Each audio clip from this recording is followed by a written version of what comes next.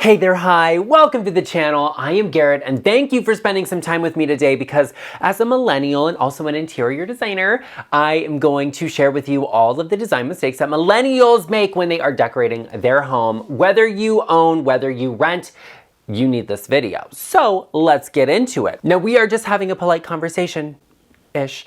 So the first trend we have to discuss, the thing we have to talk about, the design mistake that millennials make is that we love trends. And by we, I mean you, not me.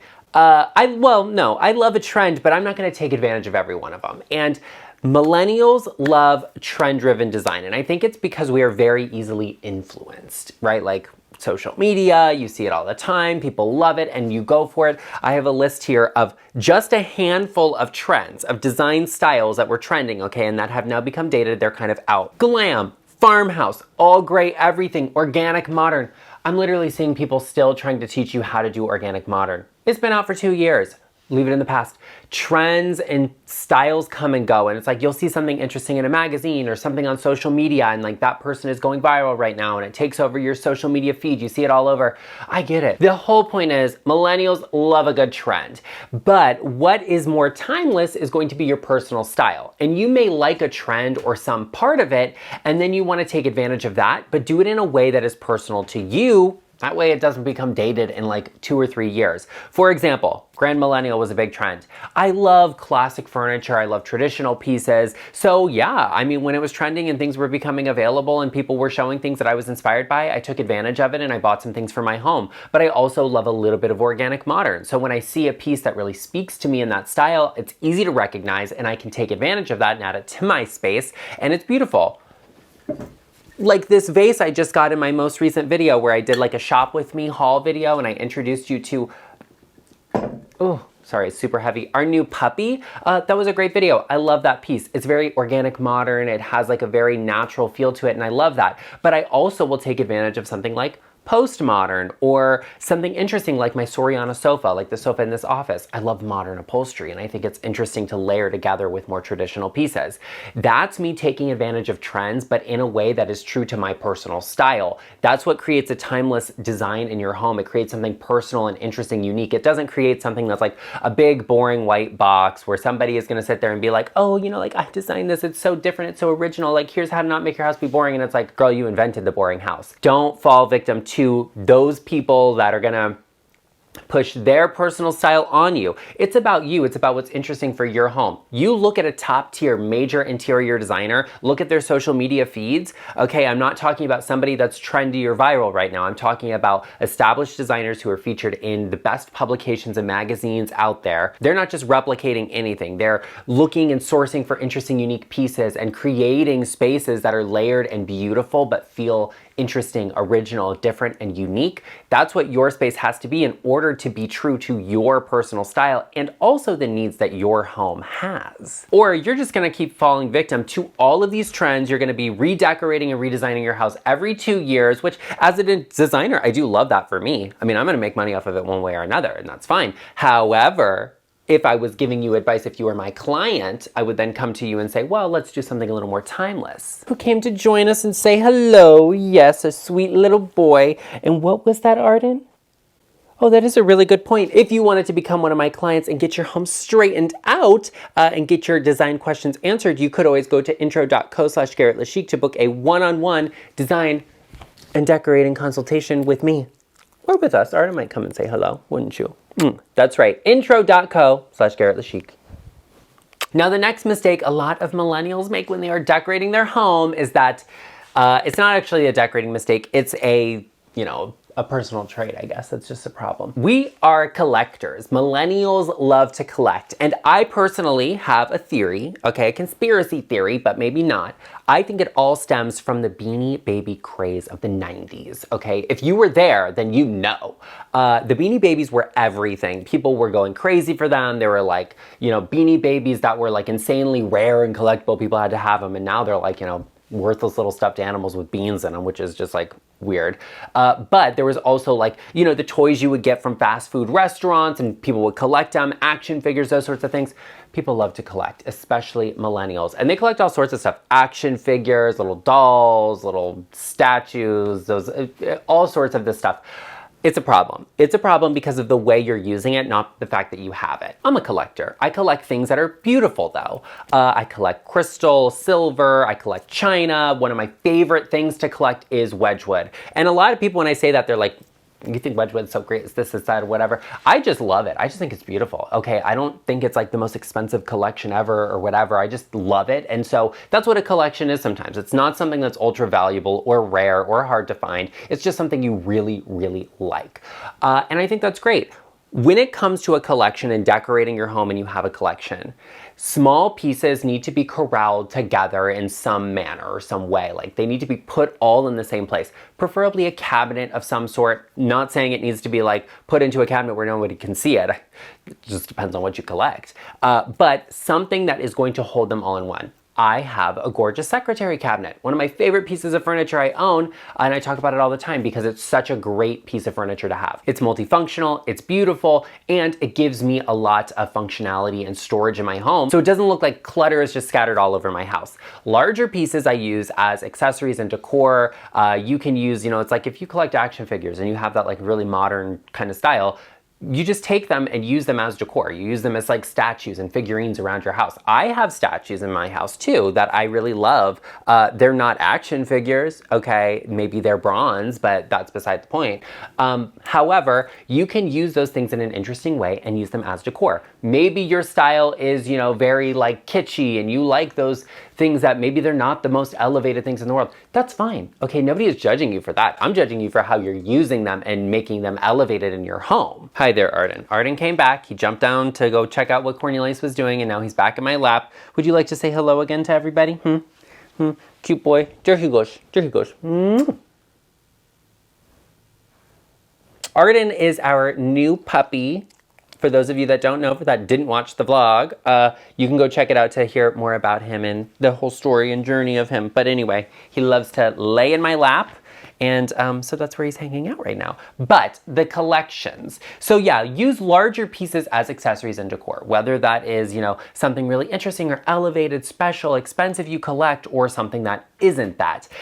Larger pieces look better as accessories, as decor, while those smaller pieces need to be corralled together so your house does not look like a cluttered mess. Also, it reduces the amount of dusting you have to do for those smaller pieces to put them into like a glass cabinet of some sort. And I think that is fantastic. One of the major design mistakes that people of any age make, but millennials do all of the time, is that you do not set an end goal for yourself. And what I mean by that is you're not curating a kind of resource of images, of inspiration that will set that goal of what you want your space to be. And this happens with decorating, it happens with renovations. You want to have an end goal set up, right? Like, this is what we want to achieve, this is what we want the house to be, and this is the goal we want to achieve with it. And then you go from there. For example, you might be on a budget renovating your house. Most people are, and I have so much respect for that because, I do that too in my house. Like, I don't do everything all at once. I don't move out and renovate the place. Like, it goes over time, which is okay. But I'm gonna set a goal for myself of what do I want to achieve. For flooring, for example, I recently saw a house that was listed for sale and I thought it was a great house, but all of the flooring of the areas in the house, like the bedrooms and even one of the living rooms, originally I think had carpet. And so a previous owner went in and did tile, but it didn't match all of the other tile. So in that instance, instead of replacing that carpet with a different non-matching tile that butted up against tile, I would have done wood. I would have done maybe an engineered wood. That way it had a consistency to it by being inconsistent, being this is wood, that's tile, but then that room over there that butts up against the tile is also the same wood, not a different, not matching tile. And that's just an example with flooring. It could be your bathrooms, your cabinetry in your house, like, you want consistency in the style and design of that, or you want it to be an overall arching theme in one space and not everywhere else. And that's okay too. You need to set an end goal for yourself as you go through renovations. And the same thing applies to decorating. You do not decorate two rooms next to each other, like let's say the dining room, for example, and then the living room. The living room should not be organic modern while the dining room is colonial. It doesn't make sense and it doesn't look normal. It doesn't have a good sense of flow to it. If you wanted a combination of the two, that's interesting. Do a modern dining table and traditional dining chairs, and then in the living room, do a modern sofa with a really traditional, beautiful coffee table and fireplace mantle situation. Great, that works out fine. There's connection there, there's cohesivity, even though it's not a specific design style. Really create a curated idea, a mood board before you get started. That way you always have something to reference back to and you can be consistent and set that end goal for what you want your space to be. So it's not just a mismatch of all sorts of weird, crazy stuff, because then you get to a point where you're like, you know what, let's just move. Like, this isn't happening, it doesn't look good, cut our losses on it, let's just move. No, like, you can design your home beautifully and it can be very elevated, chic, sophisticated if you set yourself a goal and you stick to it. Sometimes a design mistake is very expensive, sometimes it's not, and it's just an idea you need to stick with. I always try to share all of those things with you because the one thing that I do not accept are excuses when it comes to interior design. Okay, honey, it needs to be straightened out, it needs to look good, it needs to be stunning, flawless, and fabulous, which is why if you have not already, you should take a moment and hit the subscribe button, join us, become a part of the LeChic family. We are saving the world from bad design one home at a time.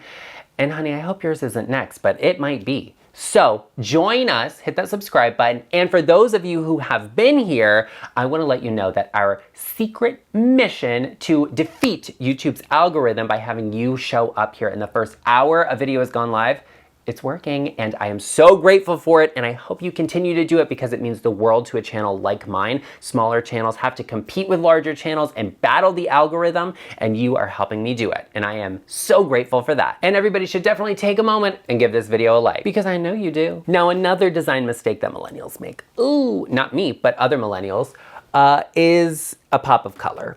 And there's nothing wrong with a pop of color. However, the way you're doing it, there is something majorly wrong. A pop of color has to once again be consistent. When you're using color in your home, there is a formula, a method. I like 3 colors and 3 ways. It's as simple as that. You know, you can take a neutral base, like let's say your walls are beige. Okay, the walls are beige. We need to have 2 more things that are beige. Maybe the carpet in the room is beige. Maybe, you know, the throw pillows on the sofa are beige. You have a piece of artwork that has a little bit of beige in it. There's your 3 places, okay? Like the walls, the artwork, the throw pillows. Now let's add in another color. Maybe that is, you know, an accent color like navy blue. I love navy blue with a warmer tone, so the sofa is gonna be navy blue. That same artwork on the wall, it's an abstract with a little bit of navy blue in it. Oh, stunning. The drapes are also navy blue. There's your 3 spots of navy blue and your 3 areas of beige. Oh, love it so much. What's the next accent color? What's it gonna be? Is it gonna be pink? Is it gonna be green? Is it gonna be yellow? It could be anything. Put it in 3 places. Give me a floral arrangement on the coffee table in that color. Give me an accent pillow on that navy chair and a throw blanket on the sofa. And there's your 3 places. That's how you use a pop of color. It's an accent. What the mistake millennials love to make is they are just gonna put 1 pop of color in a room. Okay, it doesn't matter if it makes sense. It'll be red over here and turquoise over there, teal in the other room, and purple in that one. It doesn't make any sense. There's no consistency, there's no flow. 1 pop of color in a room is not enough to create consistency or great design, because when my back is to that, I don't see anything over there, so it doesn't make any sense anymore. And honestly, when I see it as a whole, it doesn't make any sense either. I need consistency in the way you use color. It's all about repetition and cohesivity. Having a few pops of the same color throughout a space is going to make it feel thought out. It's going to make it feel luxurious, relaxing. It also creates flow, visual flow throughout the space. My eye moves from that moment to that moment to that moment. Be consistent with the colors and have good flow. And it doesn't mean that they have to flow and connect between room to room, okay? That is something else entirely. Using color, avoiding having a singular pop of color is going to avoid that mistake and make your home look so much more elevated. The next design mistake that we as millennials make, and by we as millennials, I mean not me, is actually that we don't have an understanding of cost versus value.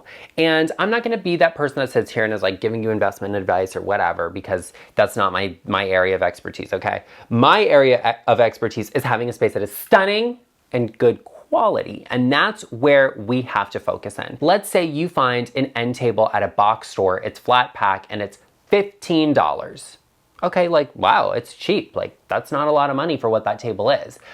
But you know, it's probably got like a laminate finish on it that's gonna peel. As soon as you get one water spot on it, it's gonna bubble, it's gonna look terrible in like 6 months to a year. Well, you know, so you go and you get another one because you liked how it looked, right? So you buy the same one again. Well, now you just spent $30 on the same table. Why would you not have got a table that was $30 to begin with, that was twice the price, but, you know, better quality? And you can even go vintage with that. And that's a big secret here. If you're on a budget, you're decorating on a budget, complete respect for it. I do it all of the time for my clients. I advise them on how to do that, but, you know, look for vintage. Listen, no matter what your style is, you need to be looking at every resource out there. Don't just say like, oh, you know, my budget is low, gotta get flat pack. Honey, no, go on Facebook Marketplace and look at what's on there. Those millennials that we were talking about that love trends, they're selling their stuff for nothing on Facebook Marketplace, and you can get some good quality pieces that are true to your style, that maybe they were trending, maybe they're relatively brand new. I see that all the time for half, a third, a fourth of the cost. I see it all of the time, and there's so many great things out there if you just take your time. Here's the truth about interior design and decorating your home, really anything in life, okay? You can have two of the three things. It can either be cheap, it can be fast, or it can look good. If it's fast and cheap, it ain't gonna look good. If it looks good and it was cheap, it's not gonna happen fast. Take your time and really do your research, your homework. Look at what is out there to find good quality pieces at affordable prices. If you're that person that you're like, you know what, no, I have the budget and I can buy whatever I want, great. Do your research and find what is good quality, because just because something is expensive does not mean it is going to last you a year or any longer than that flat pack piece. And once again, before you go out there and spend a ton of money on something, I say have a consultation with me. Go to that link, intro.co/GarrettLeChic.